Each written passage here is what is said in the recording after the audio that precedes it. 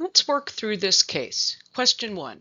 The diagnosis is acute nephrotoxicosis secondary to Easter lily Lilium longiflorum ingestion. Easter lilies are in the Lilium genus, one of the most potently nephrotoxic plants for cats. The combination of the exposure history, the onset of GI signs followed by azotemia within 12 to 14 hours, and the urinalysis findings confirms lily-induced acute kidney injury. The specific toxic principle in Lilium species has not been definitively identified, but the result is severe proximal tubular necrosis in cats.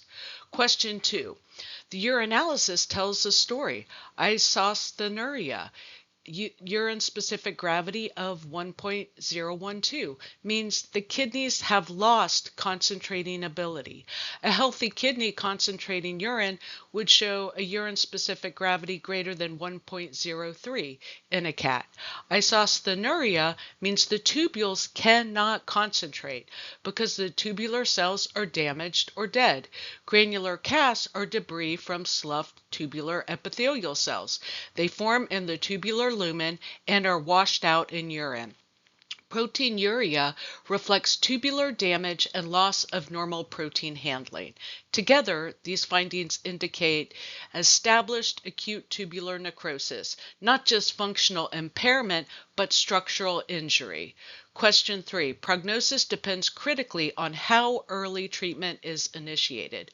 If caught within 6 to 18 hours of ingestion, aggressive IV fluid diuresis at 2 to 3 times maintenance can promote tubular repair and reduce the severity of injury.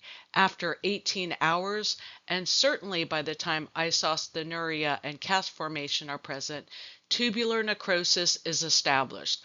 The prognosis becomes more guarded. Some cats recover with aggressive supportive care. Many develop persistent chronic kidney disease or progress to anuric renal failure. Treatment: IV fluids aggressively, even if already azotemic. Monitor urine output. Oliguria or anuria is a very poor sign. Consider peritoneal dialysis or hemodialysis if available. No specific antidote. Furosemide may be used to promote diuresis if the patient is adequately hydrated. Antiemetics, nutritional support, serial renal panels every 12 to 24 hours. The key clinical lesson: any cat with lily exposure should be hospitalized immediately, even if asymptomatic. The window for effective intervention is short. Work. Let's lock in the key concepts from Talk 3.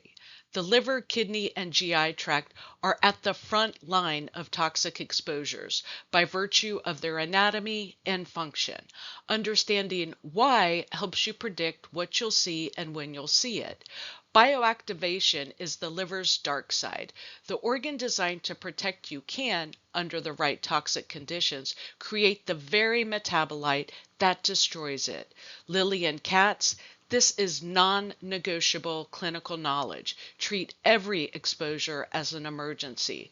The window for meaningful intervention is short.